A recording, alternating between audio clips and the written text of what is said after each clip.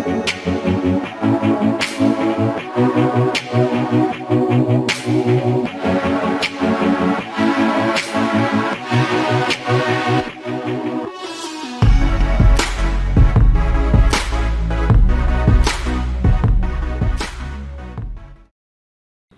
Students, आज हम class 9th के साइंस सब्जेक्ट से 8th चैप्टर को स्टार्ट करने जा रहे हैं।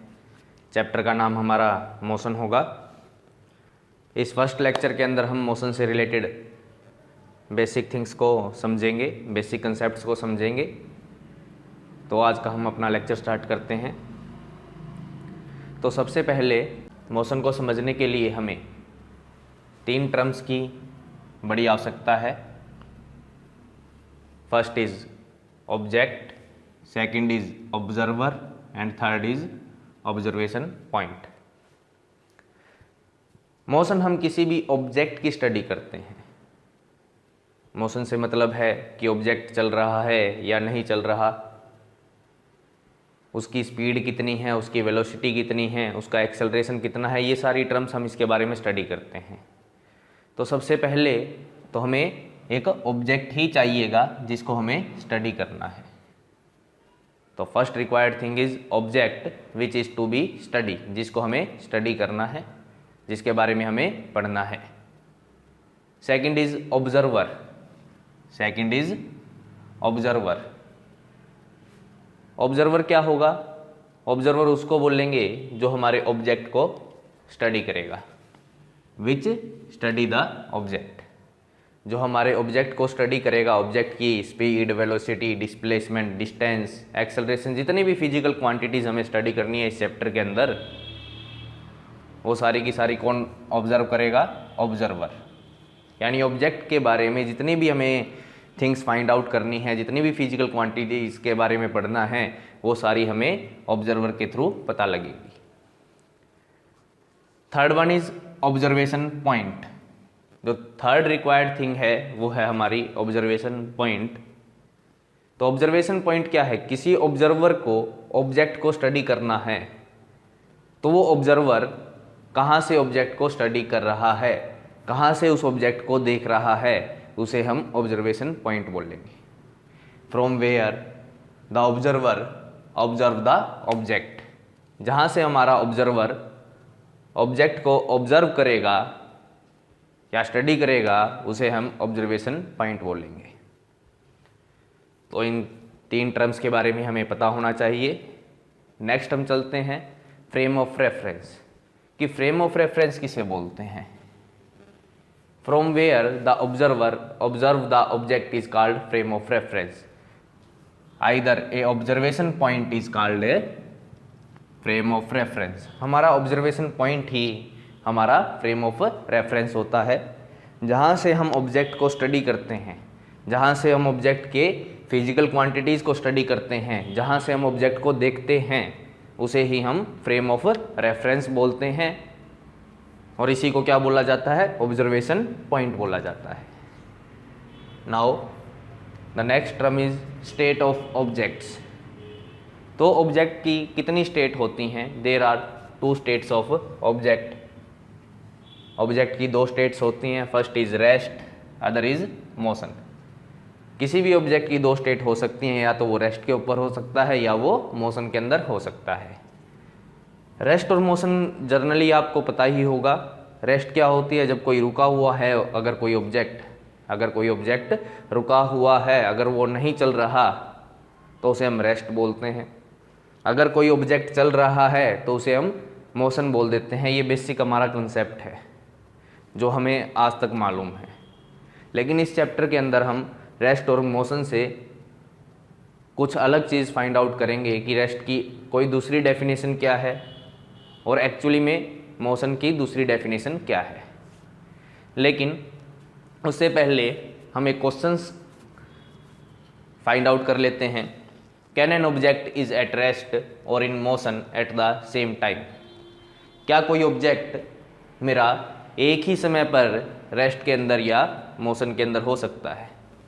यानी क्या हम बोल सकते हैं कि कोई ऑब्जेक्ट एक पर्टिकुलर टाइम के ऊपर चल भी रहा हो और रुका भी हुआ हो?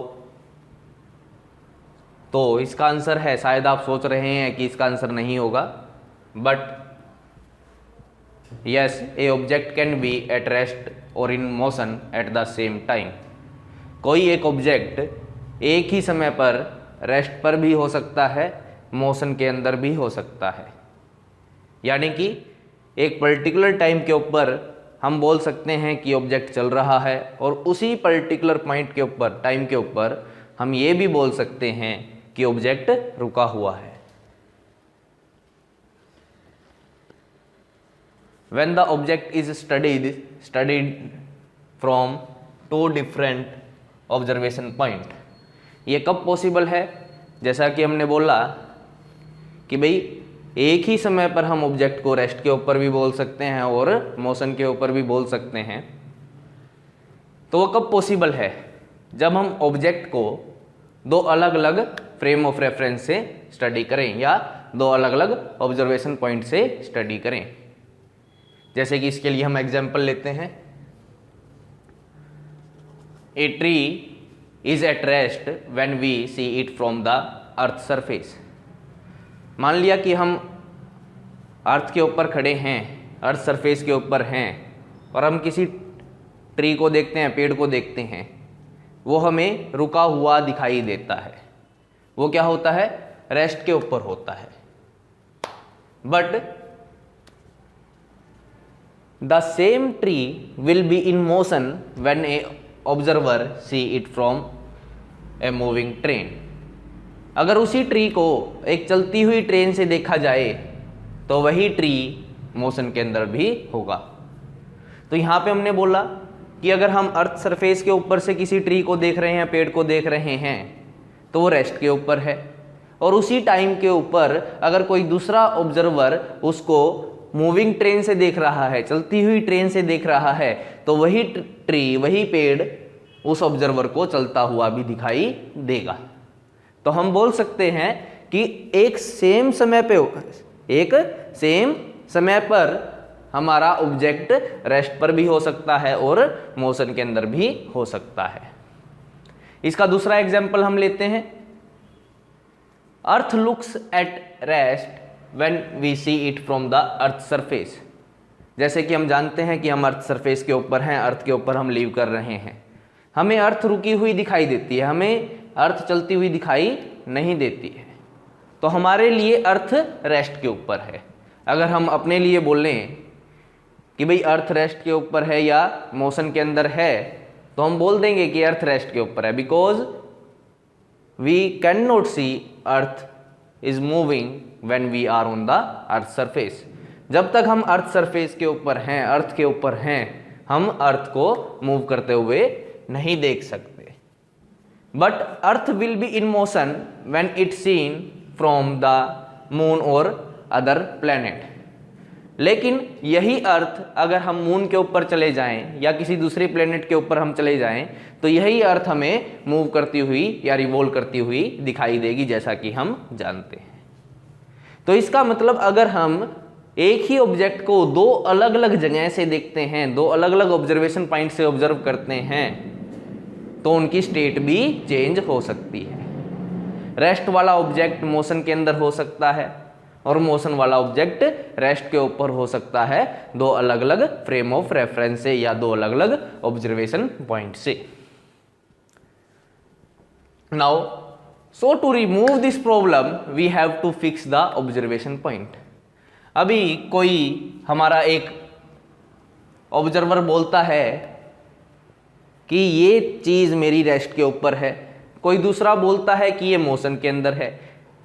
भाई एक ही ऑब्जेक्ट को दो अलग अलग व्यक्ति रेस्ट के ऊपर भी बोल रहे हैं और मोशन के अंदर भी बोल रहे हैं, तो यहाँ पे प्रॉब्लम क्रिएट हो गई कि हम नहीं बता सकते कि ऑब्जेक्ट एक्चुअली में रेस्ट के ऊपर है या मोशन के अंदर है।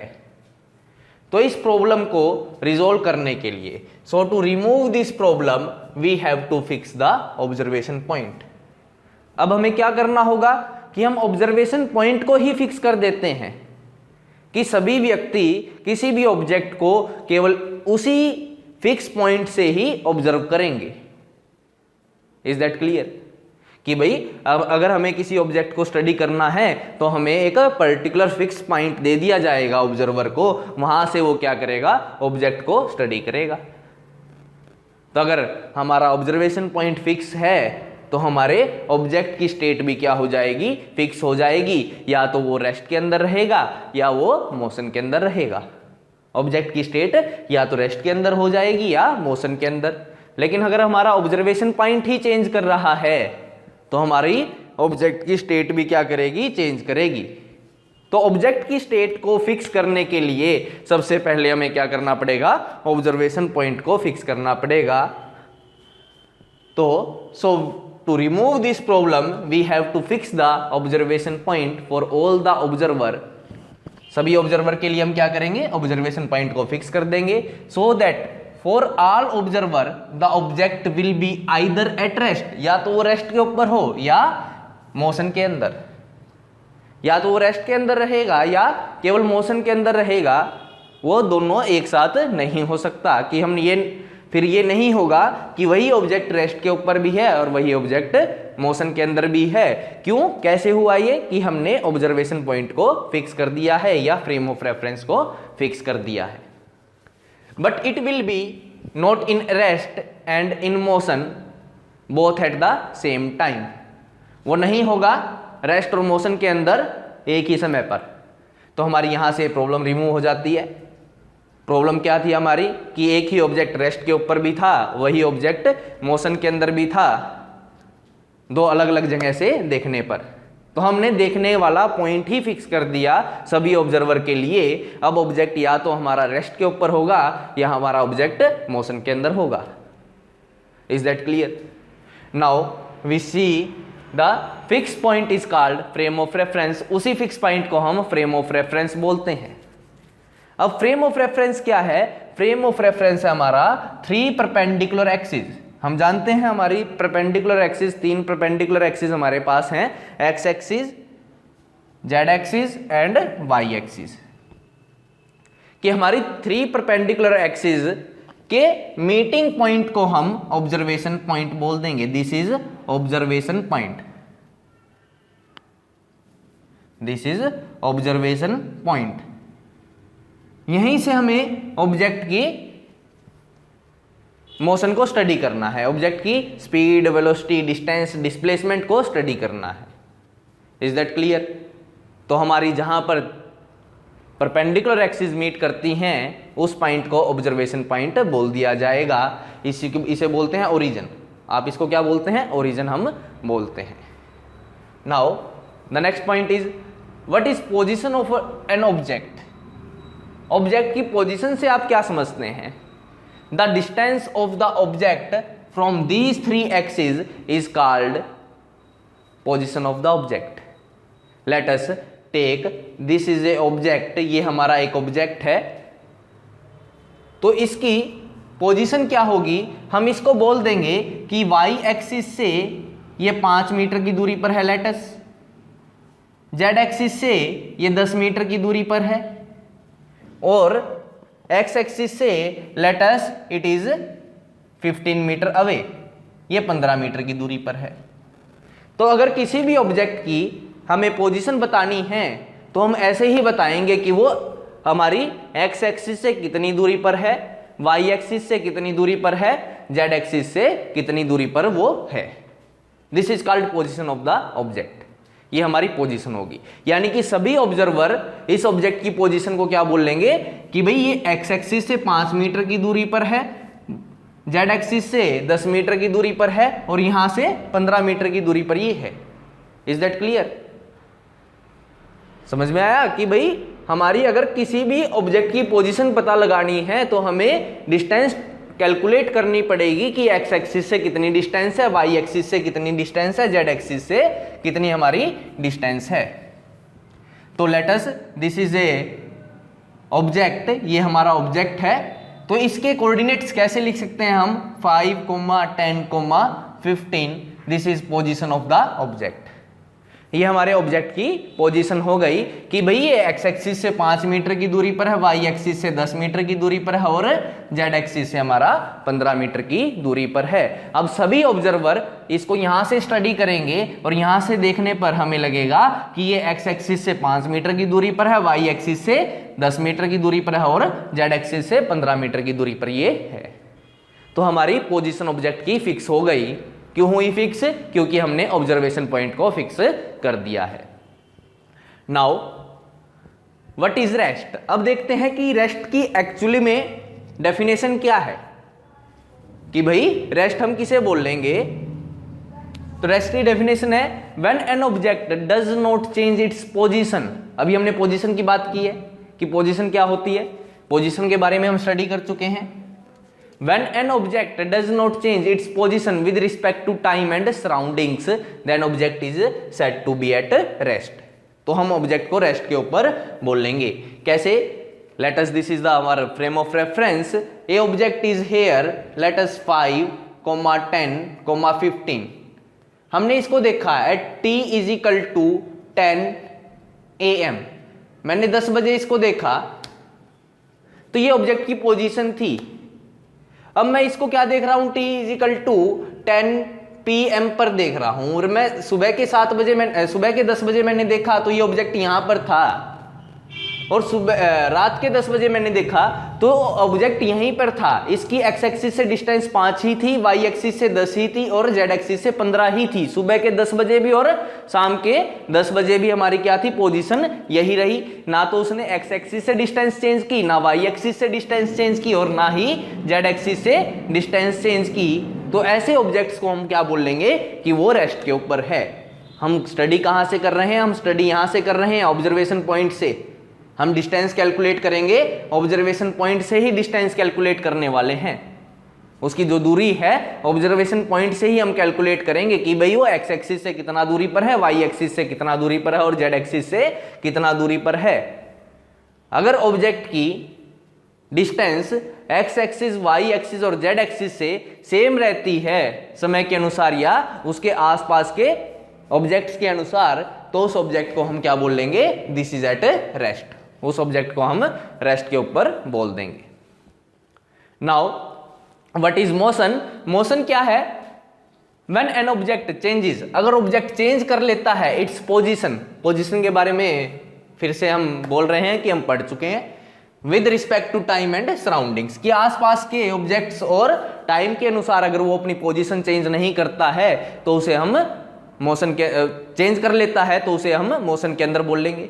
फिर से हमने क्या ले लिया, अपना फ्रेम ऑफ रेफरेंस ले लिया। Let us, this is the position of the object at 10 AM। भाई 10 बजे, सुबह के 10 बजे इसकी पोजीशन ये थी। भाई एक्स एक्सिस से 5 मीटर की दूरी पर था, जेड एक्सिस से 15 मीटर की दूरी पर था और वाई एक्सिस से 10 मीटर की दूरी पर था। लेकिन कुछ समय के बाद मैंने इसको देखा एट 11 AM। उसकी पोजीशन क्या हो गई, मेरी एक्स एक्सिस से भी चेंज कर गई, वाई एक्सिस से भी चेंज कर गई और जेड एक्सिस से भी चेंज कर गई। यानी कि ये क्या कर गया, मूव कर गया, अपने पॉइंट से चला गया। यहां पर था पहले हमारा ऑब्जेक्ट दिस ए पॉइंट के ऊपर था, लेकिन अब कहां पे पहुंच गया, बी पॉइंट के ऊपर पहुंच गया। बी पॉइंट के ऊपर कैसे पहुंचा कि भाई एक्स एक्सिस से वो 5 मीटर दूर था, अब क्या हो गया, 6 मीटर की दूरी पर चला गया। वाई एक्सिस से वो 10 मीटर की दूरी पर था, अब कितना दूरी पर चला गया, 12 मीटर की दूरी पर चला गया। तो इसका मतलब उसकी पोजीशन चेंज हो गई। अगर पोजीशन चेंज हो जाती है टाइम के अनुसार या सराउंडिंग्स के अनुसार, तो उसे हम मोशन के अंदर बोल लेंगे।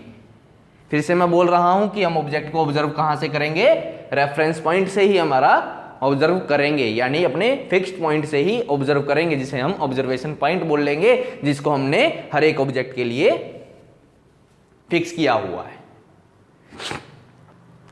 Is that clear? मेरे ख्याल से समझ में आ गया होगा सभी को। तो आज के लेक्चर के अंदर हमने रेस्ट और मोशन के बारे में स्टडी किया है। ऑब्जर्वर क्या होता है, ऑब्जेक्ट क्या होता है, ऑब्जर्वेशन पॉइंट क्या है, फ्रेम ऑफ रेफरेंस क्या है हमारा। तो इन सारी चीज़ों को हमने स्टडी कर लिया है। नेक्स्ट लेक्चर के अंदर हम नई टर्म्स के साथ आएंगे कि डिस्टेंस क्या है, डिस्प्लेसमेंट क्या है।